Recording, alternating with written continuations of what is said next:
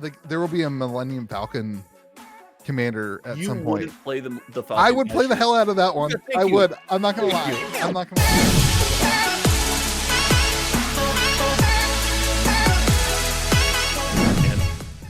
I've never been more ready for anything in my entire life. Take it away, Josh. What? Welcome to May the Zoo be with you, America's actual Final Fantasy. Don't believe me? Ask your girlfriend. I am, of course, joined by the man with the worst goatee in the known universe, but the best Magic content. I don't have a goatee anymore. I've been growing out the beard. I don't know what to call your facial hair. It's West Virginia. Louis DeGeorge. What is up, everybody? And I am joined. We are wholly not joined by George, which is the win. There's some people watching the podcast right now that are like, "Thank God George isn't here." And then there's people who have already commented, "Oh, I'm not watching the podcast because George isn't here." The funny thing is, those people don't comment until minute 40 after they've watched the podcast. Yeah, to make sure he doesn't show up. But I'm joined by Josh You're from Josh? Table TCG, drinking beer number 2 for the night. Dude, Number 3. I knew it was just the two of us. I started early. No, I've been busy. I'm pulling with Josh for 4th of July. What are you doing? I'm getting a keg. Let's go. Good move. I'm getting a kegerator, a keg. Oh, you're getting a kegerator. Look at you. What do you put your keg in? Well, we do it in winter, so nothing. The I floor. just leave it in the garage. That's awesome. Yeah. I was at a bar, brewery, restaurant type thing. I had this beer, and it's my buddy owns the restaurant. And I said, dude, that's how many flexes was that in one sentence? What? You know, I'm getting a keg. I'm getting a kegerator. I was in a bar, beer restaurant. I can afford to eat out. Also, my friends own the place. Anyway, I said, this is the best beer I've ever had. He's like, I'll get you a keg if you want. I was like, yes. He goes, all you have to do is get a kegerator. That's dangerous. The problem with the best beer you've ever had is often the best beer you've ever had is not the best beer you've ever had in bulk.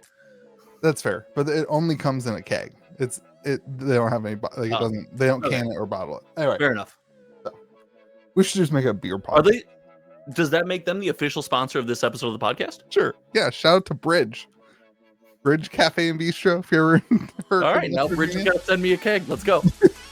That's not their beer. All right. Anyway. Long intro. Typical. We should just become a beer podcast. Something we actually know something about. I'm too knowledgeable. I've got too much experience. Let's stick to TCGs where we don't know anything. Today we're going to have a little bit of a quick podcast, I think. We're going to talk about Edge of Eternities. We're going to talk about people trading reserve list Magic for Final Fantasy collector boxes, and we'll talk about Final Fantasy there as well. And then we're going to talk about the new Pokemon era. Scarlet and Violet is ending. And yeah. Let's hop in. So we had Edge of Eternities. What did you think, buddy? I mean, have we made people hate us already this episode? Because I think if we haven't, I'm about to. I'm so much more excited for this than I was for Final Fantasy. I didn't watch your first look video. I noticed you posted it right after I made my video looking at the thing. I almost texted you. I almost texted you and said, "Hey, there goes Josh copying my content." I gotta check. I didn't realize you made a video. It's pretty funny, but look at you! Hey, we get similar views, except you've got 1 trillion shorts. Oh, okay. You see my new shorts game? No, what is it? Is it dope? It's good. All right, so there's this thing called, what's it actually called? It's called Tilt and Shout. Have you seen the TikTok videos of people doing it yet? No, I'm a grown man. I'm not on TikTok. So it's like I'm gonna show you in the camera. Lie. I made TikTok videos for Hometown TCG and then stopped doing it when I thought I was gonna be banned. So it's this little thing, and you put the ball in the middle, and then you push it down, and you have to say. So this one I said counter spells, and when they say a new counter spell, the ball starts rolling towards their side. Oh, and then okay, and the winner gets. And the winner gets a pack, not a collector pack, because whatever. But we're not crazy. That's pretty sweet. It's my new shorts thing. 15,000 views in the first 3 hours. Dude, that's cool. You have figured out the shorts game. My channel is just it's just shorts channel. Everything else sucks on my channel. Oh my gosh, wait. Our thumbnails are eerily similar. Yeah, no, when I saw your video, I was like, Josh just copied my content. And then I was like, it's fair. I've done that 100 times to him. I did not. That's actually awesome. That's hilarious. Anyway, I know that's a bad take and I know that Final Fantasy is going to be way more successful, I'm pretty stoked for Edge of Eternities. It's hard. This is a hard set. Really? This is a hard set. I was really excited about this at the beginning of the year. It's different than I thought it was going to be.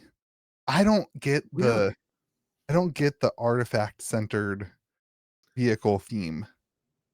When I think space, I don't go to spaceships. I go to like alien world, like I don't know. How do you go to that alien world? I guess I don't know. With a spaceship. I go to like time travel, that kind of dynamic. I was thinking more like old school science fiction space opera, not like, oh man, we can play Commander now with space shuttles. Yay. Yeah, two things can be true. I agree with you on the shuttle mechanic and the idea that things are themed around spaceships, and then the commander rules change where those can be your commander. Like your shuttle can be your, it's like, that should have been a topic. Wizards is making its first couple plays in the commander space. They're doing a couple things. So I said that too, but I was corrected by my comment section. They said in the video, which one of us should have watched, but neither of us did. They said in a video that rules change was made by the rules committee, but that they didn't put it into effect or apply it because of all the drama that was going on. They held it back. That's what they claim. And your Twitter having conspiracy brain doesn't be like, this is risky. The committee did it. We're just, honor last respects till we fix it. Like, I don't know. I don't want to play against can you imagine your commander is a Azusa Lost But Seeking, and you've got a Magic the Gathering Azusa deck, and you sit down at the table and somebody puts down a legendary spacecraft, and that's your opponent. It makes oh, dude, my power just flashed on off. We had a huge storm tonight. No, we've got an iPad visitor to the podcast. Oh, is that what happened? Somebody showed up? Yeah. Oh, hey, Donald. Donald's here. What's up? What's up, Tootsie Pop? Hold on, I got Adam in. He's not in yet.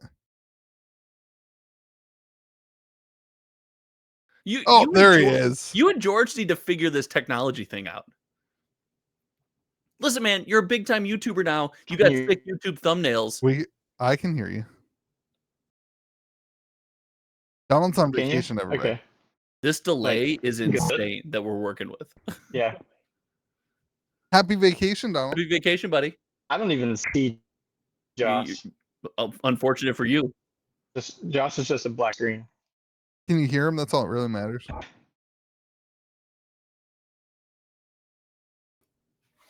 I can hear him. Yeah. You are super delayed, Donald. Yes. You should try it on your. Are you on your phone or iPad? Okay. Well, on my iPad. You talk and then your lips move 3 seconds after. You should get off your iPad and try it on your phone on your regular data. This is great content. This is horrible content, but this is hilarious to me. That. I love this. Sure. What just happened? I don't know, but I'm not editing it. I know that. Is he getting on his phone? Who knows? Let's keep talking about the spacecraft. So you don't think that's weird? That would take me completely out of the Commander game instantly. I would just be like, this is no longer like in the spirit of what Commander is. I agree with you. I just text Donald. I told him to use his phone. Like, I couldn't hear him on his iPad. Is it? I mean, like, but I agree with you. But how many times can we say that? I feel like every other quarter we're going, this destroys the spirit of this Magic thing. Like, I don't think it will. So what's another legendary artifact? Parahelion, maybe? No, not a Not a vehicle? Not a vehicle. There's got to be what's the Great Henge, right? That's probably a legendary artifact. Yeah, it is. So at what point, like, it's not even a being, it's not even a thing.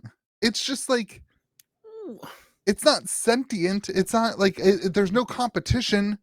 It's just like, who's driving the Ceremeia?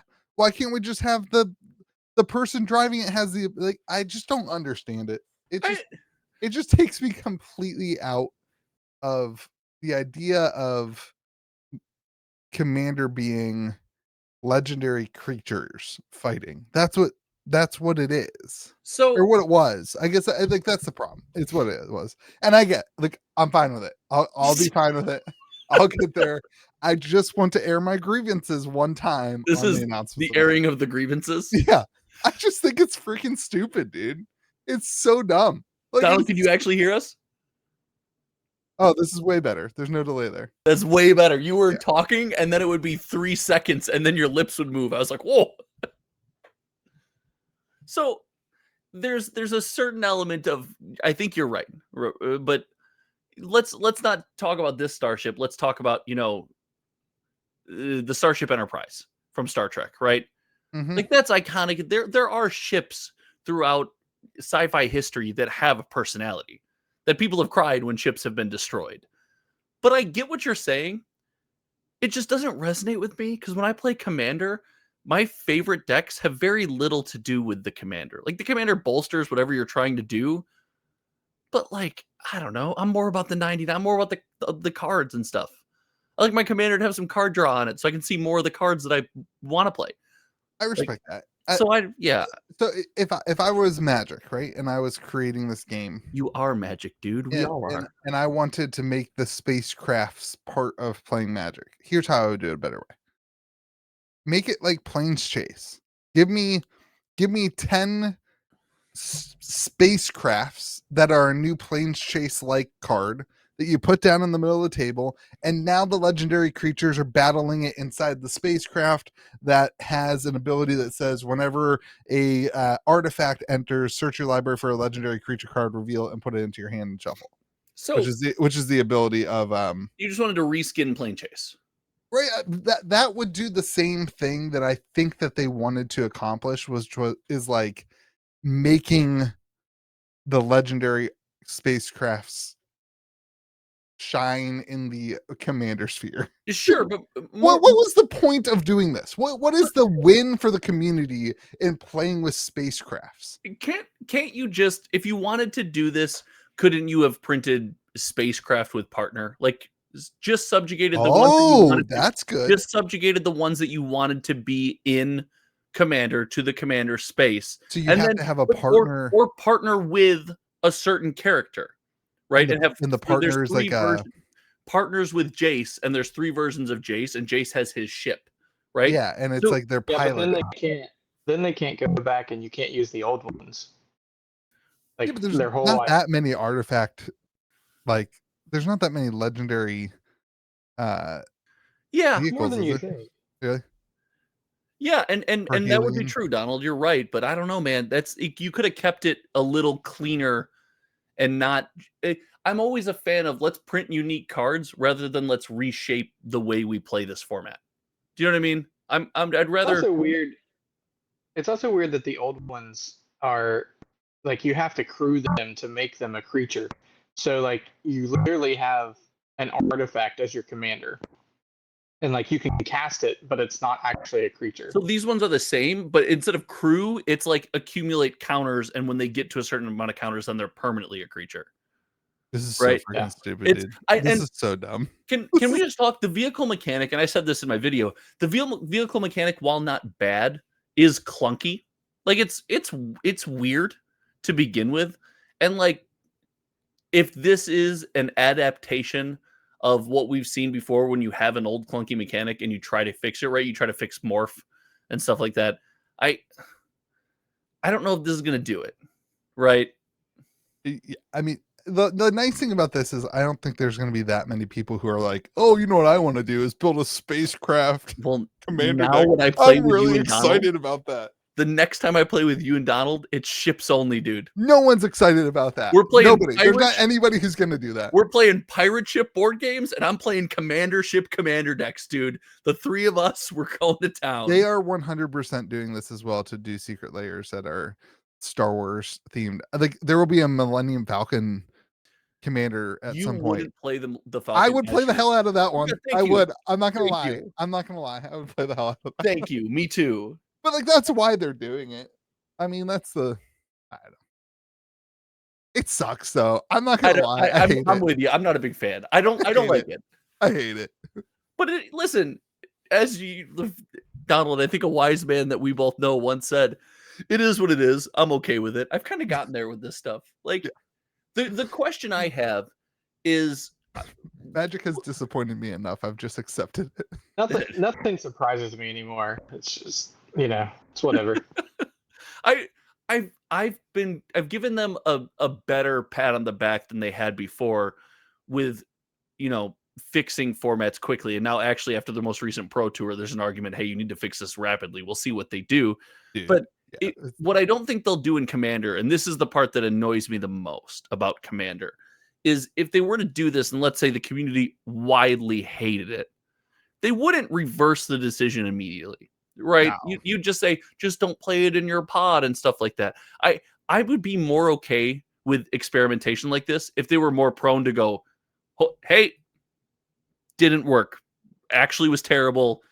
Roll that back. They don't do that. Yeah, I mean, and I complain about this as much as I'm complaining about it.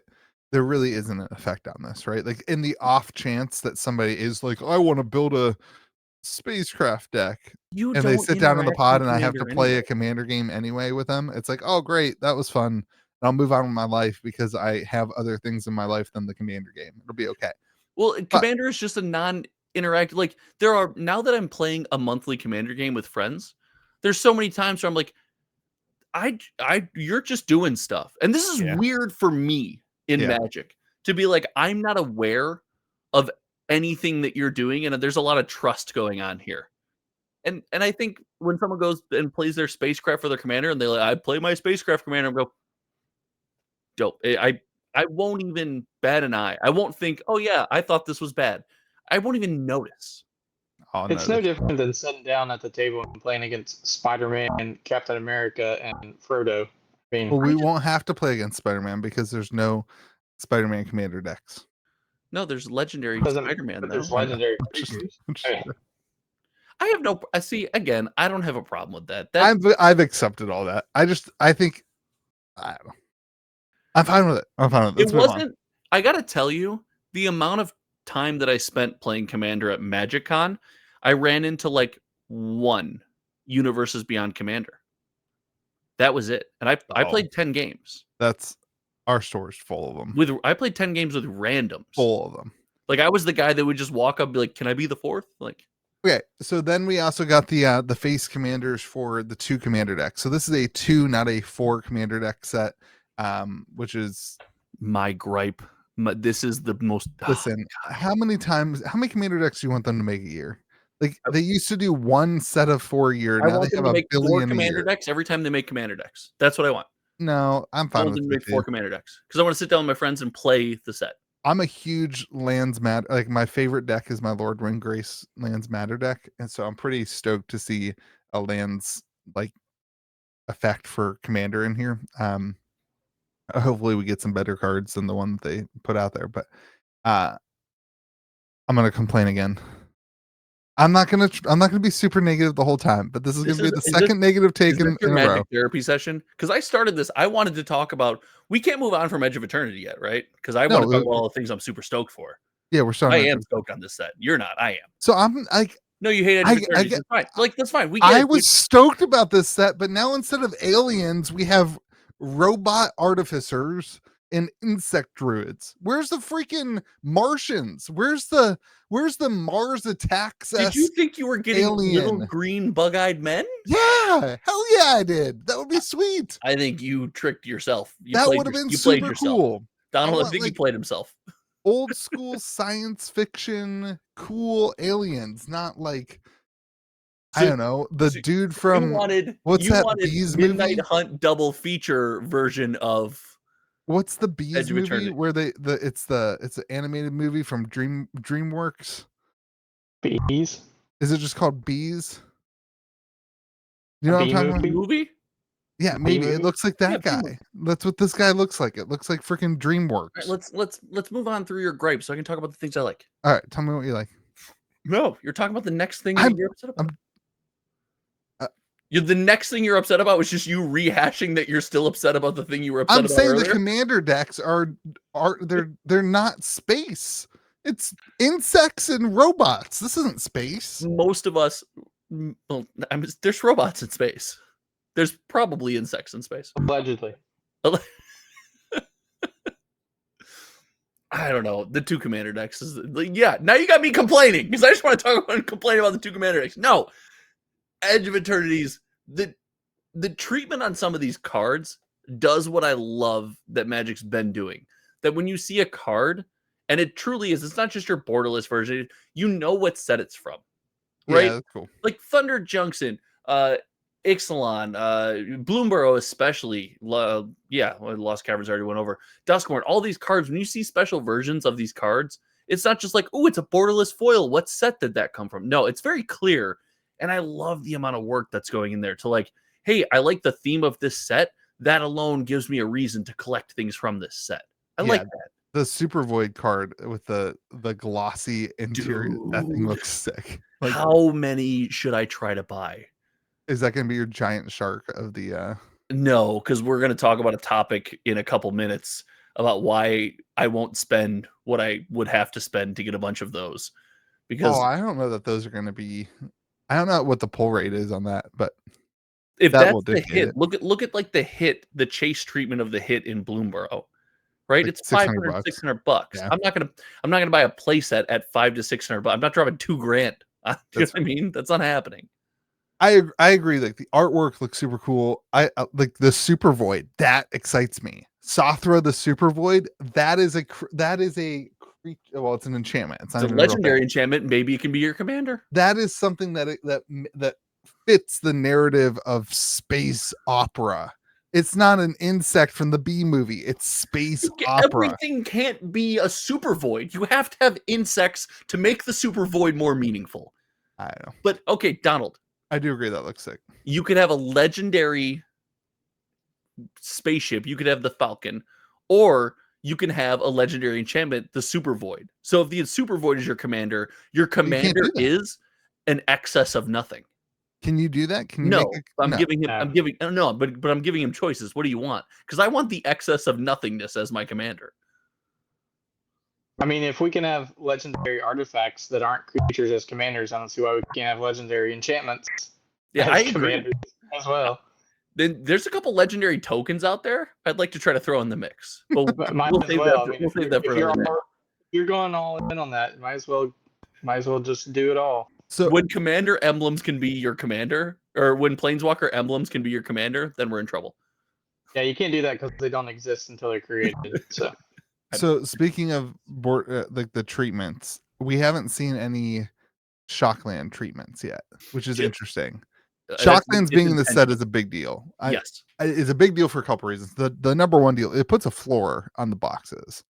Like Yeah. Shocklands in a box puts a EV floor on the box. A which Shockland is doesn't huge. get cheaper than $5, right? No, Like, no. I don't think we've ever seen one $5. I think even when George and I when were, they're in standard, they drop between $5 and $10. I was gonna say $8, which is between I was 5 and thinking 10. $7. Yeah, nice. $8 in my brain is the bottom that we ever sold a Shockland for. And we were when Unfinity came out, George and I opened. Yeah, but they weren't in standard then. Like the last time they were in standard, they were like $5 a piece. I don't see. You have a better memory than I do because I had my old shocks from when they first came out, but like I don't remember them ever being $5. But you have a better memory. They were back in like Guilds of Ravnica Allegiance. You could get shocks for $5. Can we talk depending about on which one it was? It's also wildly meaningful for the standard format, a format that we just saw. I don't want to say in shambles, but in a rough spot at the Pro Tour. having shocklands in standards opens up the brewer's door to fix a lot of problems, to do a lot of different things. It does, but it creates more problems too, because when mana gets better, Yeah, decks start to all look exactly the same. do you know what you have? You have four color good stuff pile. Yeah. Right. And then that's just what every deck is. Yep. And so that to me is more interesting than 8 different versions of Is It Prowess Mono Red running around. Yeah, I mean standard meta is an issue right now, that's for sure. But it makes it more fun to play, because now the thing you want to do, your little pet thing that you want to brew and try, is more possible because the mana's out there. So this says treatments are only default and traditional foil for shocklands. I don't buy it. No? You think they're going to be super... We have the subset of cards that are the special lands, and I forget what it's called. Is it the Stellar Sights lands? Yeah. And then do you think they're going to see shocklands in the Stellar Sights slot? Probably. I think you have to. I don't think so. They probably do. They probably do fetches. They probably do like the Horizon lands. They probably do. I know what they're doing. I already know what I'm calling. I totally disagree. I think these are going to be one-off lands, not like group. You don't think there'll be a set? No, I don't. I think there'll be all the one-off lands. I mean, Mutavault was the first one, right? So you're going to see Strip Mine. You're going to see Urborg. Urborg. Yeah, all the one-offs, not the plethora of 10 fetch lands and 10 dual. Obviously not duels, but all the. Maybe. That would sell the set. That's Donald, that is correct. It would do that. These might chase Final Fantasy prices. It's either that. So I agree with you. That's my rational take. It's all the cool one-off lands here and there. And there'll be a Nykthos in there, right? Yeah. Or we're getting the full set of Triomes again in that slot, because we haven't got Triome reprints. But would that be like when you say the phrase Stellar Sights, I think of the Grand Canyon, right? Like you're talking about when I think of Stellar Sight, right? Like the phrase Stellar Sight, I think Grand Canyon, not a prairie, right? Like things that have names and are big, like stomping grounds are a bunch of different. There's a bunch of different stomping grounds. It's not the thing. The thing. The big. You know what I'm saying? So that's why I think we're gonna see big named. Yeah, like I said, I think that's the closest to true rational take. But it would be really cool to see Triomes here. I like the Triome lands were such a beautiful design. They were good. Such a beautiful desigin. Wonderful. I do think that the Stellar Sights is going to be what makes or breaks this entire set. Shocklands gives it it a floor. This is not going to be Aether Drift, where like nobody wants to buy a pack, right? Like shout out. Yeah, you're going to be able to sell this set just because of the Shocklands. But if you have high quality lands that are 1 in every 8 packs here of play packs, you're going to see a lot of people opening packs because of that. Yeah, is that what the Polaroids are? 1 in every 8 packs? Or did you just make that up? Land from the Stellar Sights bonus sheet is 1 in every 8 play packs. Additionally, each Edge of Eternities collector booster contains at least 1 Stellar Sights land or poster Stellar Sights land. So that was okay. Weird So it's not like Expeditions then back in Zendikar where okay. Mm-hmm. So they're not going to be anywhere near as rare. No, the 1 per collector pack was weird. I didn't see that coming. And that leans more to like, are you going to see Evolving Wilds in here? Oh. Terramorphic Expanse. Are you going to see some like lower quality? Yeah. And I think that for sure. There's going to be some chaff in here for sure. What's like I don't know. I'm trying to think of other ones that would do for the Gessa cards. We just did one that like brings an enchantment back from the graveyard, like things like that. Oh, that are huh? Iliads. Yeah. All of those $4 or $5 lands. I think you might see some of those things in here. But I don't know what Mutavault currently with the. That card used to be like $40, and I'm talking a long time ago. It depends on what printing you're looking at, though. Like you $3 can get them for nothing. Yeah. But yeah, $3. but there's some cool ones out there that are pretty sweet. The original Mutavault was crazy. Shout out to, oh god, what is that? What's the guy? What's the video I share with you guys? Hungry on Plane. That guy just reminds me, that content creator just reminds me of all the eras of Magic I loved, and the Mutavault print era was kind of around here. God, Magic was so good. A Champs promo that goes for $800. That thing looks sick. God, Magic was so good. I love those old Magic cards. Donald, that video I shared in the Discord is all about Owling Mine. It's in the Pro Tour when the guy boarded in Ancestral Recall. He was in a 0% matchup and did it as a joke, and like cast it, and his opponent would like pause for a second. It was like, what? It was awesome. It was hilarious. Anyway, the lands I think are going to be. But everyone's excited for the basic lands too. I get frustrated. Like, just leave it in Infinity. Just let them be. Why do we need it again 2 years later? Listen, the thing that they've done better is their special treatment basic lands. Their special treatment basic lands had no value for the longest time. They had no value. Yeah.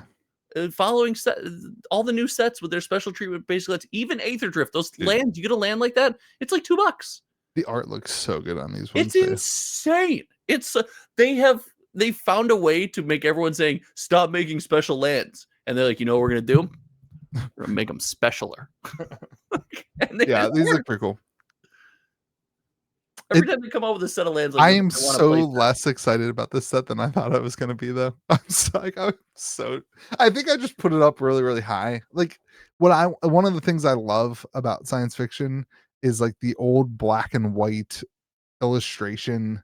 Like, you can just go buy Midnight Hunt. No, you can buy double feature. You can just go buy it. There's black and white Magic. Like, there's none of that.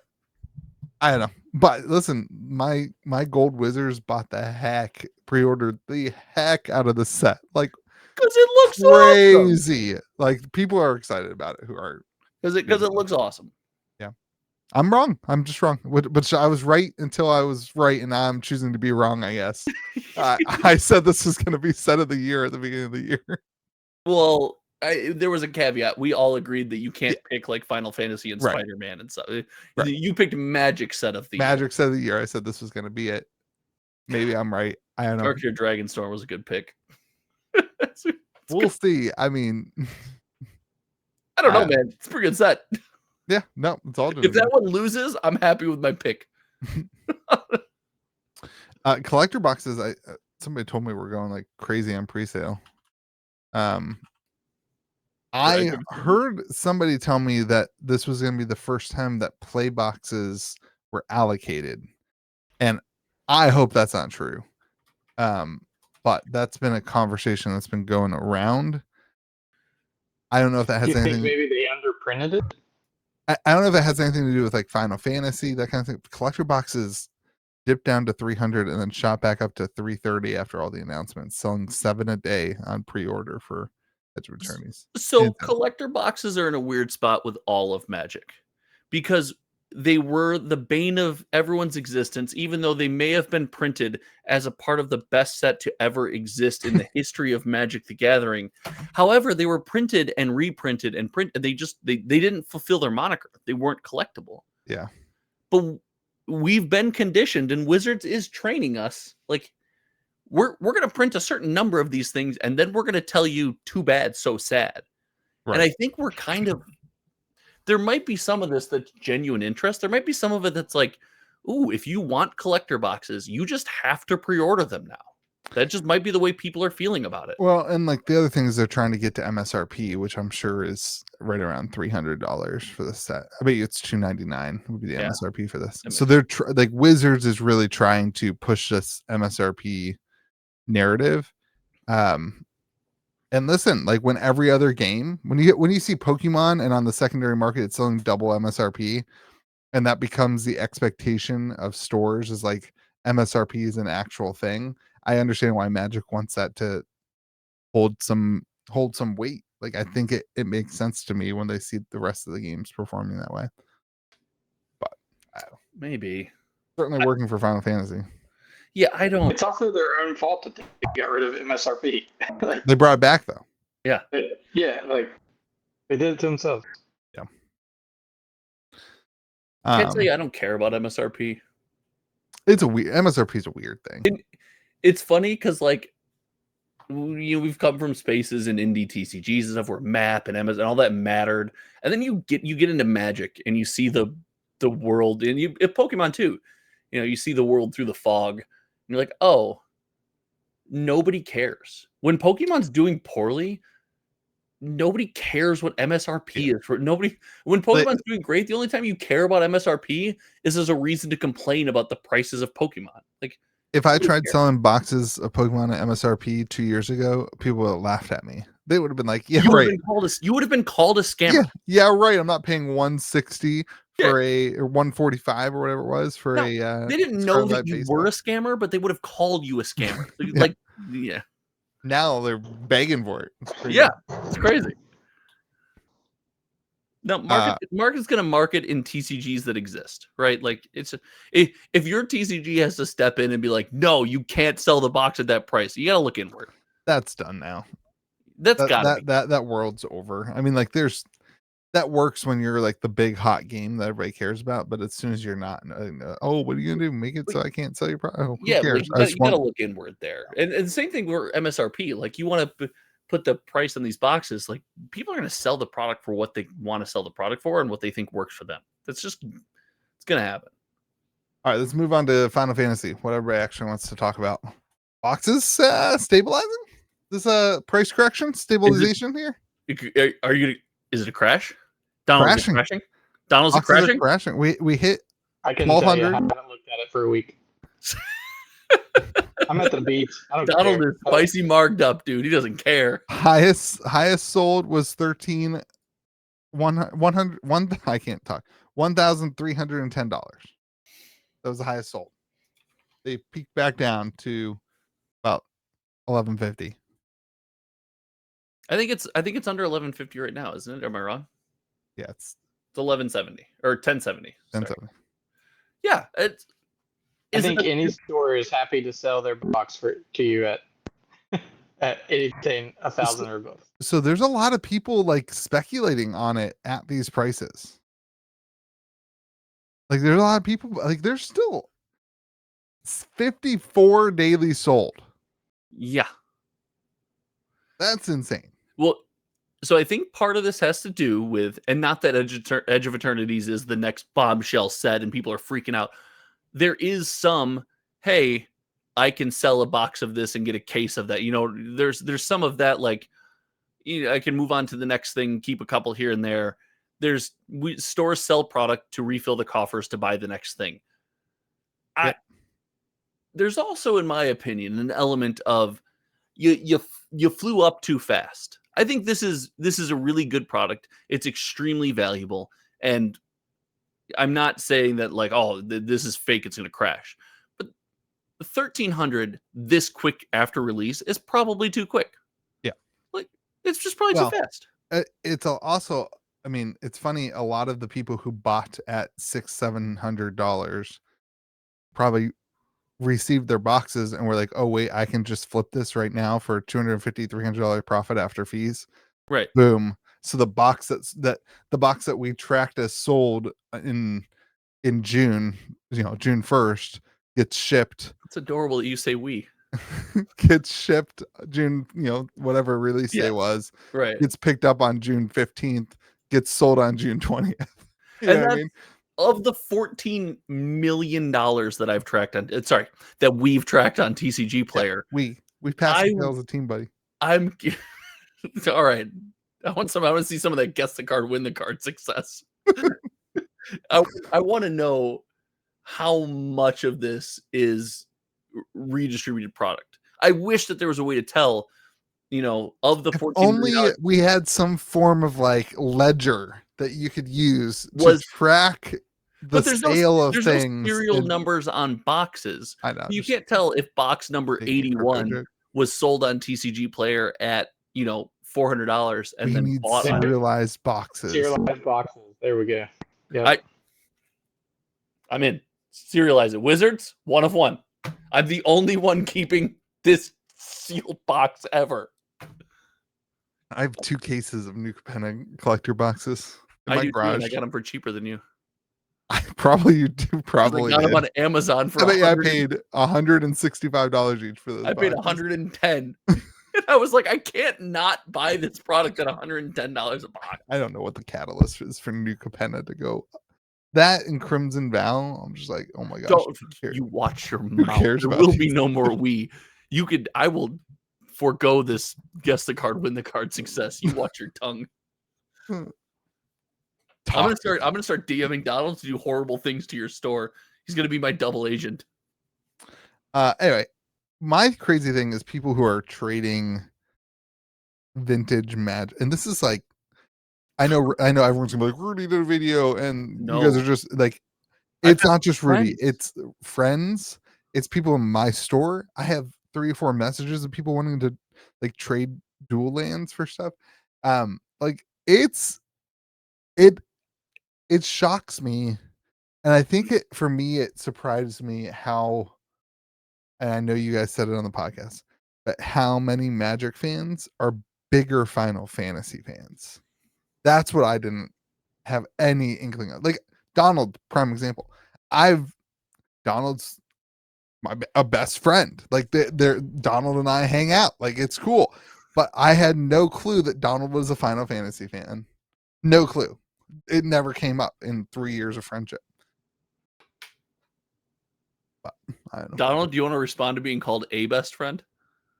No, I've accepted it. Just gonna go cry into the beautiful seawater on your gorgeous beach with your wonderful view. After this is over, I'm just gonna walk down into the ocean. I'm allowed to have more than one best friend. Are you gonna drop to your knees? They blew it up! Oh God, they blew it up. I don't know. I think I have to redefine my own thinking. Because in my mind, Magic is gonna go up, down, and all around, right? And maybe it's because I put it on a pedestal when I was younger, but the old school vintage collectible was always like it could be 2006, it could be 2015, it could be 2025. And I'm at MagicCon and I pull out a binder of things that people want to look at, or I want to be proud of this collection.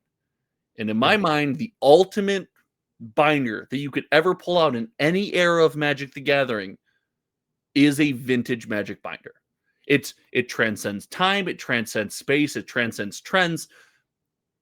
I just might be wrong. I still feel that way personally. I don't think you're wrong. I mean, like if you it depends on what you define as a vintage binder. If you pull out a full beta set, I think that's obviously still going to transcend anything like a Final Fantasy set. Well, but that's what we're talking about with a lot of the stuff. People that aren't in franchise though, like that are coming in, like if Final Fantasy is their first Magic set, you pull out an alpha card and they're gonna say that card looks terrible. Like the text is weird, the frame is weird, the art's not great. Why are the corners weird? Like they're gonna it doesn't mean anything to, I disagree. to newer generation. I think they would still get there. I think they would still think it's cool. I think they say, wow, that looks old. That's really cool. That's unique. I think the problem is that most people Are you saying that old things are cool and unique? Yeah. Normally I just get shout out George that I'm useless. I think the problem is people see all that stuff as unobtainable because they can't open it in a pack because they weren't playing then.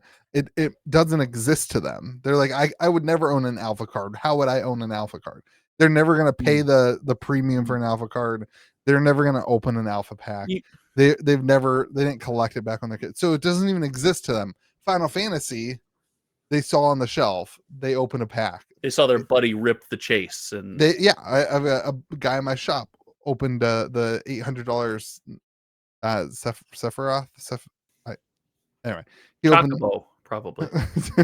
he opened the surge foil of that, and so like for him, that stuff is obtainable because he's been there. Whereas ABU is just not.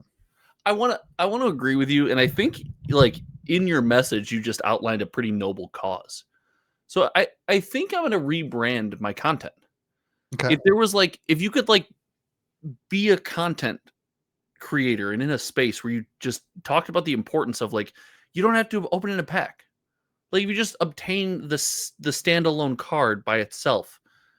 Like if you just Buy the singles? if you yeah, and you know what? I'm I gonna think steal that's that a from you. Professor's I'm stealing entire that from you. channel. I'm that's gonna be the saying for my channel. Buy singles. I think that's good. The I wish someone would do that. I wonder if there's, maybe no, I don't like it's I can understand that if you're new like in Final Fantasy, but I don't think the majority of people view that as unobtainable. I think what Donald said is close to the truth. They just don't care. I think over time you grow to care because you see Maybe. things come and go and you see like, wow, this has always been the thing in the distance while everything else is come and gone. But that takes time. Maybe. And the Magic ecosystem right now is not conducive to time. We're getting new release after new release after new release. You're pointing to new IP to new IP to new IP. It just doesn't drive you there like it used to. Yeah. Maybe. Everything, all the singles are weird too. This set's so bizarre to me. I told a couple buddies this week, maybe this is the time to get vintage. I was like, you should worry about me disappearing off into the sunset when you start to see my collection disappear, because I want the end game of this is I've never thought I could ever have a Lotus, and I think I could like get there one day. This is the time to buy Lotuses. What?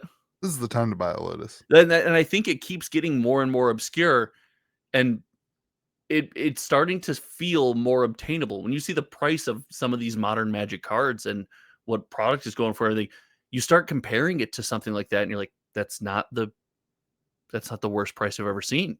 So when they abolish the reserve list, does it go up or does it go down? It goes down, 100%. I disagree. I think it goes up.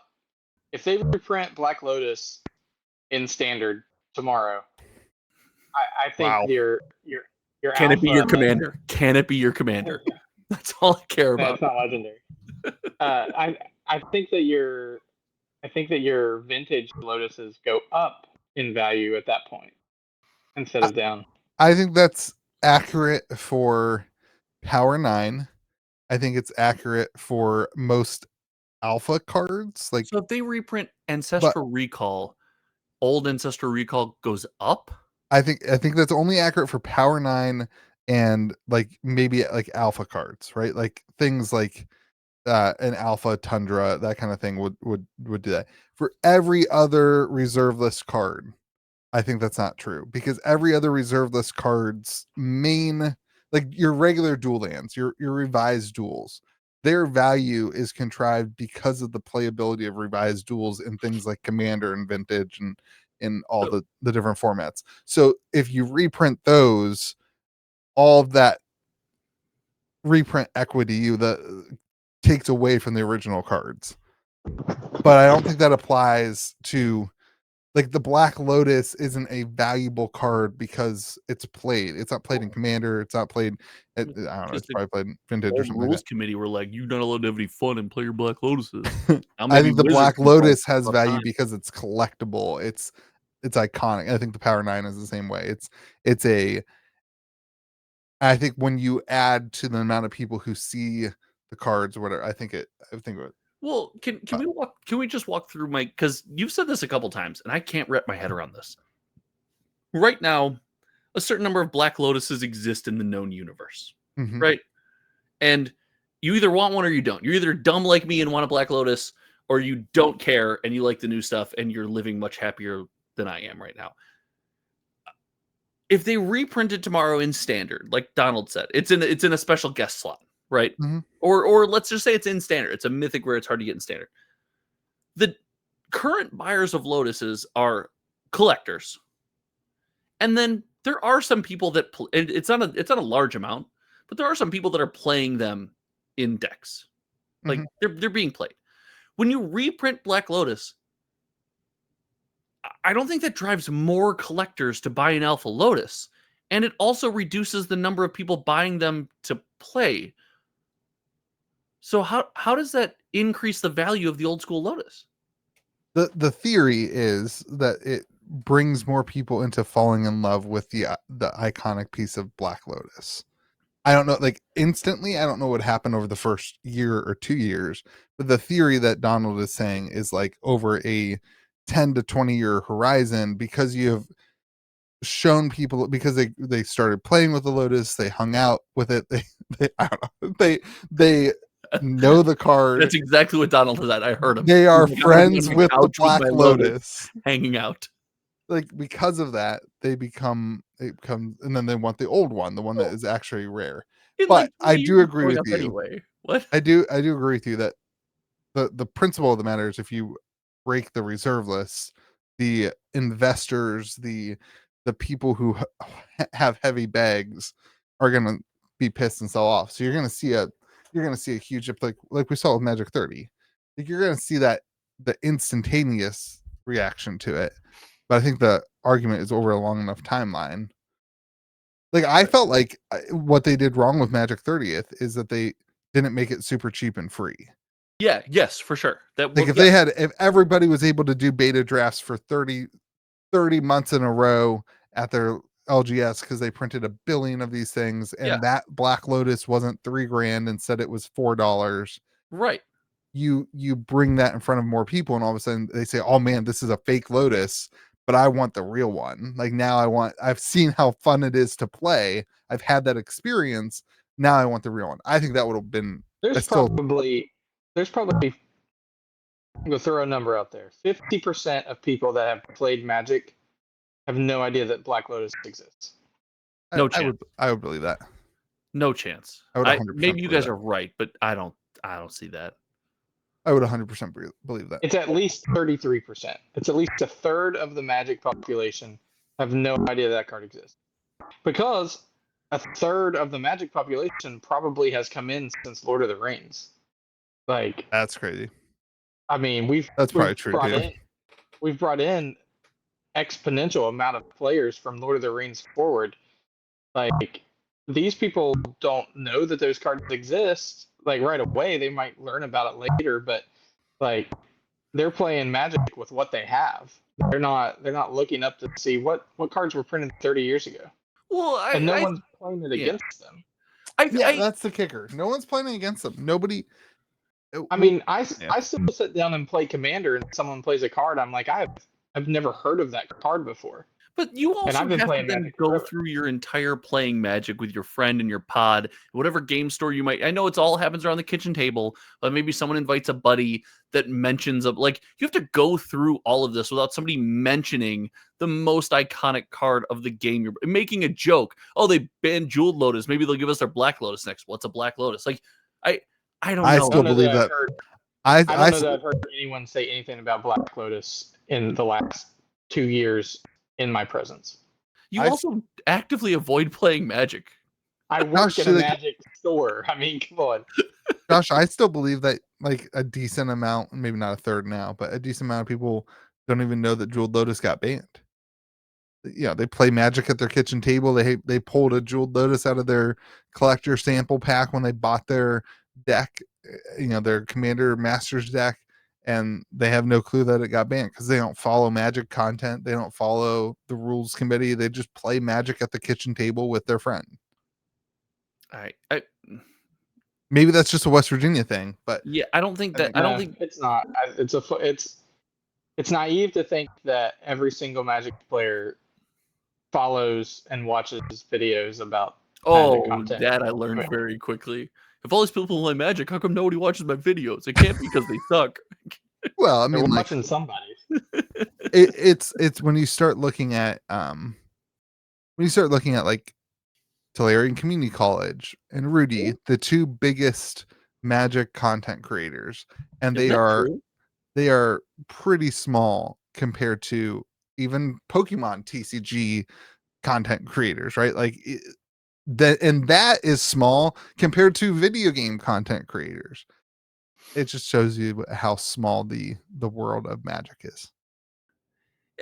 We agree on that the world of Magic is small. I think you guys and I know the comment section is going to be against me, but frankly, I don't care. I think you overestimate the number of people that don't know about Black. Like, if you were to be like, hey, what's the most iconic Magic card of all time? What's the most expensive Magic card to ever exist? I I think bet you everybody would say the 101 ring. That's what well, almost everybody okay, in the store sure. would say. Yes, I mean, But yeah, I don't and think that's that actually true. That's true, is it. right? No, Yeah, I doubt that's true. has a Lotus sold for 2.1 million? I don't know. I Like, don't know what like a BGS 10 Lotus would go for. iconic. Price was the wrong phrase to use. Like, what's the rarest Magic? What's the iconic Magic card? What's the ultimate Magic card? I bet think you overwhelming majority would say Black Lotus. Oh, I think you really underestimate the amount of people who would say the One Ring. I don't know. I think you underestimate that a lot, dude. Like, Maybe. I think that whole 1 of 1 campaign and that whole thing.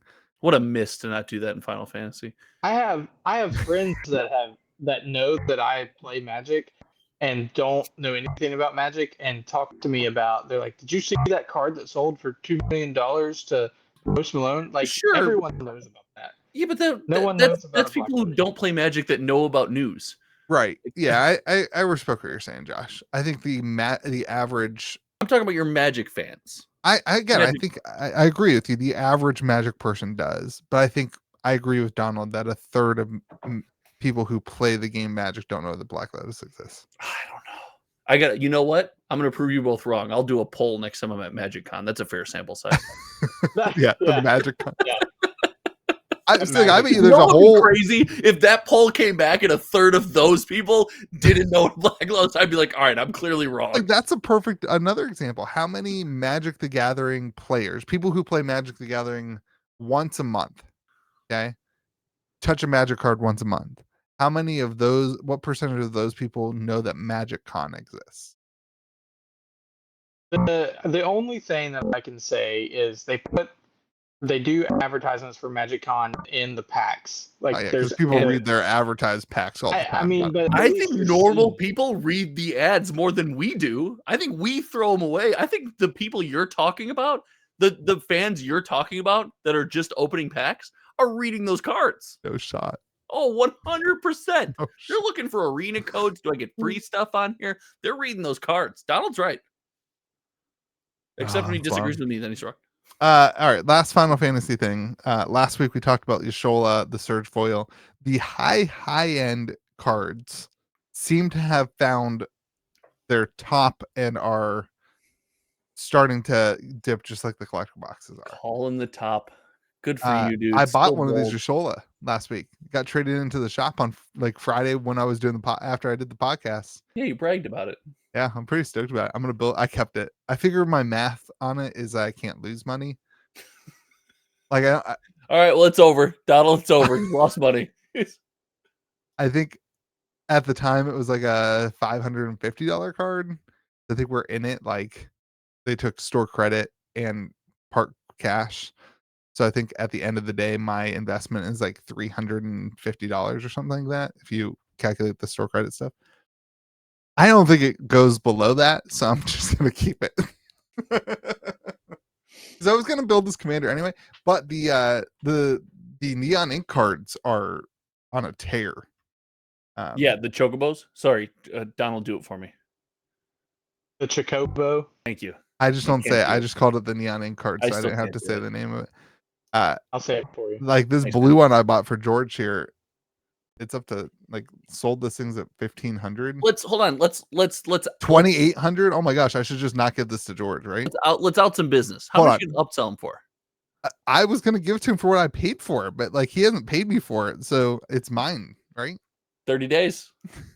30 days, dude. He still hasn't sent me the address to send him the which one of his houses are you sending it to? The collector boxes. I still have 6 boxes that belong to him. Talk about first world problems. Which house do I get my collector box? One sold for $28.50. I did. I bought a couple boxes off a buddy, a really good buddy of mine, and I bought a couple boxes off of him, and he's just got them. And as the price keeps going up, I'm like, this guy would be the guy to be like, haha, funny joke. I sold your boxes. Be like, ah. just got him. The problem is this card will sit here for probably 2 years. And what it will take is me owing George something is what it will take. And then it'll be an exchange. Yeah, it'll be like, I'll just ship you your card. It will be even. Right. That's what will be. See, and that's true friendship. Because me and this guy too, it'll be 2 years later, and be like, didn't I buy that from? Oh yeah, I think so. No, it'll just say this is my George table. I have something cool on it, and then I've always just put anything I owe George goes on that little desk. Because if it's on my desk, it'll get lost. So this is why when that playmat came around, I'm glad Donald texted me and not you.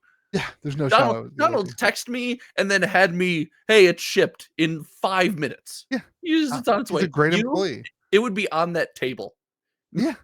No, I've asked George 100 times where to send it. It's not my fault. All right, let's finish up with some Pokemon. I'm doing Collecticon on Friday when everybody's watching this. I'll be at Collecticon. Which one? Should I go out and see you? Yeah, you should come to Cleveland this weekend. Cleveland? Yeah. Even LeBron didn't want to be there, and that guy's got all the riches in the world. Why would I go to Cleveland? Went to high school like an hour away from LeBron at the same time. And then even you left Cleveland. I wasn't in Cleveland. Why are you going back to Cleveland? It's the closest one. Do you owe them a championship too? So if you're in Collecticon in Cleveland, come stop by the Kitchen Table TCG booth. Are you going all weekend? Yeah. No, I got a booth. I have a booth. Do you have a hotel room I can crash on? Mm-hmm. Floor? Yeah. Should do. All right, but Pokemon announced the end of the Scarlet and Violet era, which is kind of a big deal. It's only a 5-hour drive. Do it. Let's go. Let's go. I don't think I'm going, but it would be fun. Really, it would be a good time. It'd be really fun. You can hang out at the booth. You got a place to leave all your stuff. Yeah, I would not work at your booth for a moment. You are aware. You don't have to work. I would completely crash on your hotel room floor for free, and I would not work for you for 1 second. That's totally fine with me. Okay, I didn't know if I'm being roped into employment. No. It's called Mega something. I think it's just Mega. I'd work at your store for you. I wouldn't work at a booth in a convention. That sounds so chaotic. It's unclear how many of the sets the Mega block, all caps Mega. Ugh. It's too close to Mega. Oh no, you're going there. It's all right, close. Listen, I responded to some comments this week that I thought were going to get me canceled. I'm in. Let's do it. What? How horrible? You know, Mega Blocks is a company, right? I know Mega Blocks. Yeah. For 30 plus years. Where is this? Did you post this article in the Discord? Yeah. That you're referencing. Oh. So this is going to be also coinciding with Pokemon Z to A, which is the new video game. I don't know. This is a big deal to me because it's the end of the Scarlet and Violet era. There's like a mental thing for people. Every time, like when this happened with Sword and Shield, I've had 3 or 4 people come to me and be like, "Hey, I'm ready to sell all my collection. Like the new era, I want a fresh start. I want to start new." Oh. Like I want the whole thing to be done, cash in. So this is an interesting time if that happens again with this kind of timeline. But I think it'll be funny to look back on Scarlet and Violet as people like were so negative at the beginning and then everything has just skyrocketed. It'll be an interesting thing to look back on. It's gone absolutely banana pants. It's gone crazy. So Black Bolt and White Flare will be the last Scarlet and Violet set. And then we'll move into the Mega. This could make sense as someone who is I'm obviously less involved with the Pokemon hobby than I am with the Magic the Gathering hobby. But I would be lying if I said like I'm not at least foot in the water right now, for the same reason most people get in, my friends, right? Mm-hmm. Like that's friends the same and reason. Kids. Like you also have a kid who opens packs too. Yeah, like that, by the way, is the whole reason that Lorcana and Pokemon are hanging on for me, and I love them. I think I sent both you guys the picture of her in a room when she had quiet time, and she wanted her cards, and I gave her Mirabelle playmat, and she was just like putting cards on the playmat, and I had just like a teary dad happy-eyed moment. Like, That'll do it. so I could see My kids trade cards now, and I you're love waiting it. for the older one to absolutely screw the younger one. Every time I'm like, Oh, honey, you can't do no, that. no. She's like, oh, you want to trade that one? And she's like, oh, okay. My youngest is like, oh, Right. sure. And then hands over, like 3 seconds later, she just starts bawling. Right. Like, I don't want to. Anyway. So I could see, as someone who's where I am, the idea of, because I've talked to you about wanting to buy a set of 151 and what that would take, and what if that's something I'm really interested in. I could see the allure to, hey, it's a new day, right? It's freshman year, day one. The whole world's in front of me. Right. All I got to do is collect the first set, and now I can collect the whole era. Like, Right. I see that. Yep. It's an interesting. It's also, you have the new generation. There's a lot of the new video game comes out. People get, if the video game does good, then people get back in the hobby. There's a lot of that kind of world. Mega stuff is really cool too. Like that's a previous. Sounds like MAGA. It really does. There's a previous, 10 years ago, there was a previous Mega Evolution line stuff. And all those are pumping like crazy now. But it is a big deal for anybody who does Pokemon. It's gonna be interesting. You're gonna have a new base set, which everybody hates at the beginning. That kind of stuff. Teach Donald and I for a second. Mhm. The inclusion of things like just the recent Pokemon collecting that I've done in the Scarlet and Violet era has been a lot due to there's a Zapdos here, there's a Mewtwo here, there's a Mew here, there's a Magikarp here, Squirtle, Bulbasaur, etc. All the 151. Yeah, the ones that boomers like me like. Is that a Scarlet and Violet construct, or in this set will there be new Pikachus, new Bulbasaurs, new Charmander? Okay, I didn't know if like Pokemon knows what they're doing. They just go back to the same. Sure, 100%. Like, how many Jaces do we have, right? Like this. But there's also, like for Black Bolt, White Flare, whatever it is. There's Zekrom and Reshiram, which are like for you and me, it means nothing, right? Like I don't care about Zekrom. Like I don't know what Zekrom does. But for a generation that grew up in, I think it's Gen 5. It's meaningful. Comment section. I'm not a perfect person. If that's not Gen 5, I apologize. I believe it's Gen 5. Like that's their Pokemon. Like they love that. They go towards Zekrom and Reshiram more than they go towards the conversation of Blastoise versus Charizard. Remember being on the middle school playground being like, Blastoise is better, no Charizard is better, no Blastoise is better. Like it's way too late to be having that argument in that tone of voice. You could have hit me with elementary school. You weren't talking like that in middle school. You might have been. Listen, maybe. I thought it was cool, but I don't know. It'll be interesting. It'll be interesting to see what happens with the Scarlet and Violet stuff now. Like at this point, you have to assume 151 is probably pretty much like they printed the heck out of that thing. Blooming Waters, all this. Sure. You got to assume that kind of stuff is going to start drying up, and then you throw in the 30th anniversary, the new hype for a new block. I think there's a lot going positive for Pokemon right now. It's definitely going positive. It definitely needs a bringing back down to earth. This is the same problem I had with Final Fantasy. Your set shouldn't come out and everything balloon immediately. I'm fine with boxes going up in value. I have no qualms with that. But unavailable product that instantly balloons because nobody can get their hands on it is that's not a successful model in my mind. So I think we're due for some of that, and that's where people are frustrated too. And they should be. Yeah. And much to Donald's chagrin, we talk a lot about value here, a lot more than gameplay. And when it comes to Pokemon, I really think that there could be an opportunity, right? Like we saw with everything else, this thing's going to come back down to earth. But there's another boom around the corner. There's another event. There's another something that's going to happen that's going to send Pokemon to the moon. Are you willing to buy the product, stay engaged with the hobby while the rest of the world isn't?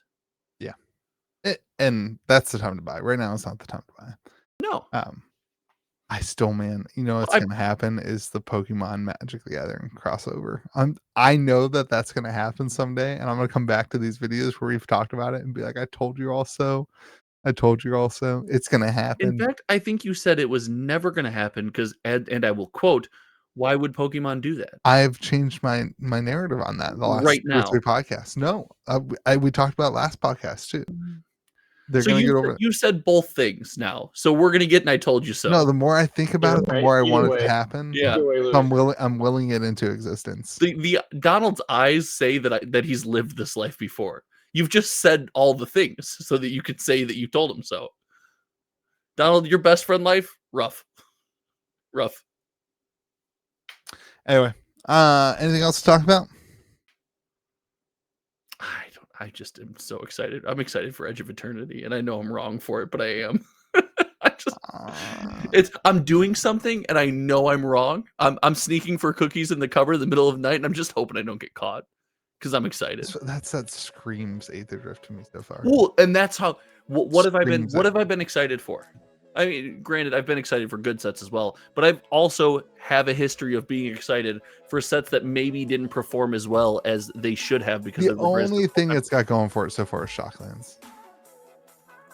I mean, That's the land cycle, the special cards being land cycle is could be very Could impactful. be good. Hopefully he's good. So let's not get crazy here. All right, everyone, go subscribe to Hometown TCG, which is Josh's channel. Go subscribe to Scruffy Lookin' Gaming at Donald's channel. Make sure you like this video. Oh, do we have a secret sauce? Donald, you're at the beach. What's the secret sauce? How many crab legs is too many crab legs to eat? 1.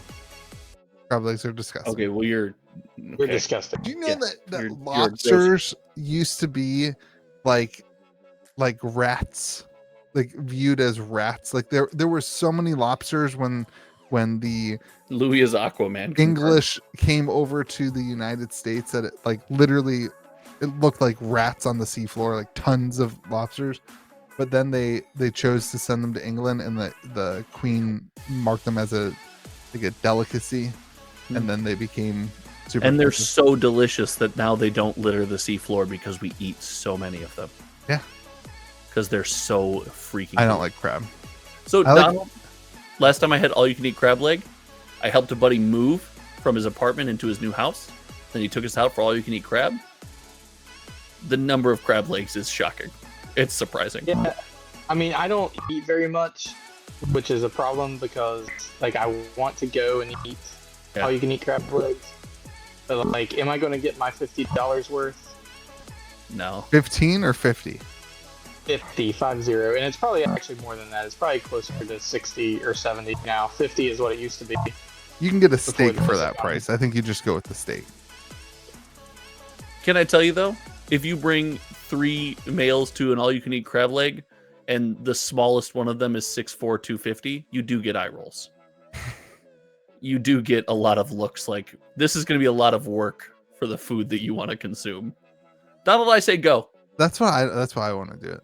The amount of work to eat a crab leg seems not. Oh, I don't mind the butter, work, Louis, like, but the just- butter. If you know what you're doing, it's not that hard. No, It's- he's I right, would not but- know what I was doing. You learn. You're an okay learner. You're capable. And drinking butter sounds pretty good, doesn't it? Drinking melted butter. Can I interest you in that? All right, everyone. Remember to be kind to the people around you. May the zoo be with you. And also with you. Also with you.